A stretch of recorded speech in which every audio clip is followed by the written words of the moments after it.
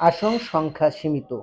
SHA-27 এর পক্ষ থেকে আপনাদেরকে আজকে একটি ক্লাস দিব।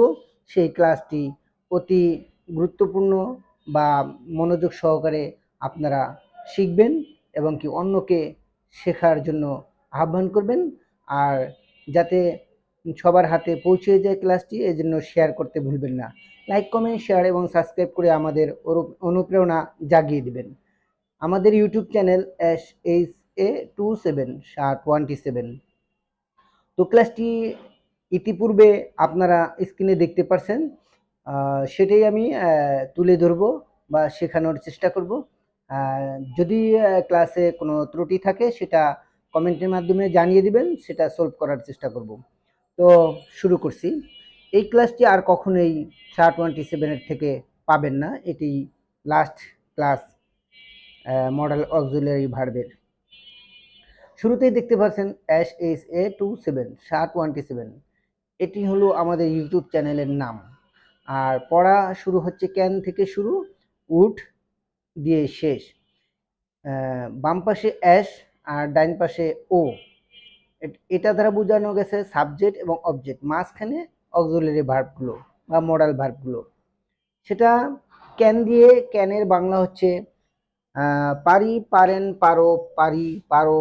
এগুলা যদি বাংলা বাক্যের শেষে এই সমস্ত ওয়ার্ড বা শব্দ থাকে, তাহলে সেই ক্ষেত্রে ইংলিশে এই ক্যান বসে। ক্যান অর্থ পারি, পারেন, পারো, পারিস, পার, এই ধরনের কথা। পারি, পারেন, পারো। তো বলতে পারি আপনি আসতে পারেন SHA-27-এ, তাহলে you can come to SHA-27। আপনি আসতে পারেন SHA-27-এ। এবং কি বলতে পারি তারা আসতে পারে SHA-27-এ। They can to come SHA-27। তো কুড দিয়ে আবার একটি বাক্য তৈরি করি। এই যে কুড, কুড হলো ক্যানের পাস্ট। কুড অর্থ ত, তে, তাম, এগুলা যদি বাংলা বাক্যের শেষে থাকে তাহলেই কুড। যেমন পার তাম, পারতেন, পারতি, পারতো, এই ধরনের ক্ষেত্রে। যেমন they can come to SHA-27, তারা SHA-27-এ আসতে পারতো। I could come to SHA-27, আমি SHA-27-এ আসতে পারতাম, এই ধরনের ক্ষেত্রে। তারপরে শ্যাল, শ্যাল অর্থ ব। এই শ্যাল অর্থ হচ্ছে যে ব। কোনো বাক্যের শেষে যদি ব, বে, বি, বো, বেন থাকে তাহলে শ্যাল। কিছু ক্ষেত্রে উইল। পার্সেন্টটা বা ডিফারেন্সটা, পার্থক্যটা সেটা একসময় আমরা শিখাবো, শ্যাল এবং উইলের পার্থক্য।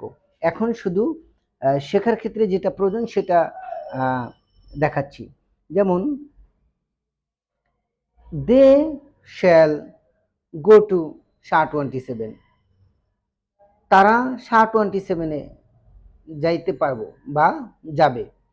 এবং কি you shall go to SHA-27, তুমি SHA-27-এ যাবে। এবং কি Shanta shall go to SHA-27, Shanta SHA-27-এ যাবে। এবং কি Sadia shall go to SHA-27, Sadia SHA-27-এ যাবে। এখন আমরা চলে যাচ্ছি শুড দিয়ে যে বাক্যটা। শুড, এই যে শুড, শুড অর্থ হলো উচিত। তো শুড বাংলা বাক্যের শেষে যদি উচিত শব্দটা থাকে তাহলে ইংলিশে শুড ব্যবহৃত হয়। যেমন Sadia should come to SHA-27, সাদিয়ার উচিত SHA-27-এ আসা। এবং কি Shanta should come to SHA-27, শান্তার উচিত SHA-27-এ আসা। এবার উইল দিয়ে আমরা কিছু বাক্য বানানোর চেষ্টা করব। এই উইল অর্থ ব, বি, বি বা বেন, পারবো, পারবি, পারবেন, এরকম। বাংলা বাক্যের শেষে ববে, বি বা বেন থাকলে সেই ক্ষেত্রে ইংলিশে উইল ব্যবহার করব। যেমন Sharmin will go to SHA-27। Sharmin SHA-27-এ যাবে। Shanta will go to New Market. Shanta New Market যাবে। Sadia will go to SHA-27। Sadia SHA-27-এ যাবে। এখন আমরা উইলের পাস্ট উড, এই উড দিয়ে একটি বাক্য তৈরি করব, বা উড কোথায় ব্যবহৃত হয় সেটা জানাবো। এই উড কিন্তু কন্ডিশনাল বাক্যে ব্যবহৃত হয়, যেমন ততে তাম, সেই ক্ষেত্রে, যেমন পারতো, পারতেন, পারতি, পারবো, পারতো, সেই ক্ষেত্রে।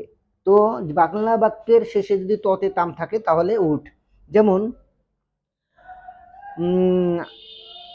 আই উড কাম, আমি আসতাম। আই উড গো, আমি যাইতাম। Shanta would go to SHA-27। Shanta SHA-27-এ যাইতো। তারপর Sadia would go to SHA-27।